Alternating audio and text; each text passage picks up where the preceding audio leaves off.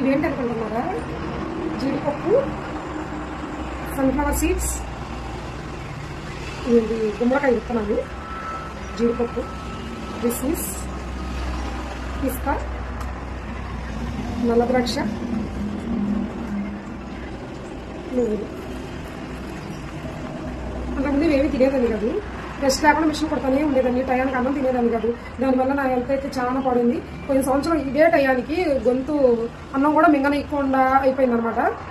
ఇంకా దానికి దడిచి హాస్పిటల్స్కి వెళ్ళి మందులు టాబ్లెట్లు పెట్టి డాక్టర్లకు పెట్టే బదులు కొంచెం హెల్తీ ఫుడ్ తింటే మంచిదని చెప్పి ఇవి తెచ్చుకున్నాను. ఈసారి ముందుగానే జాగ్రత్తగా ఉన్నది, హెల్త్ పాడవుతుంది.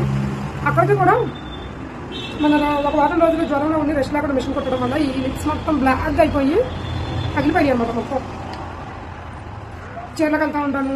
రాత్రి కూడా జాకెట్ కుట్టి పడుకునేసరికి 12:30 అయింది. అప్పుడు కూడా నేను పాలు తాగే పడుకున్నానండి. అంతకుముందు అసలు ఏం తినేదాన్ని కదా, అన్నం కూడా తినొచ్చులే, వెళ్ళొచ్చులే టయానికి అనుకునేదాన్ని.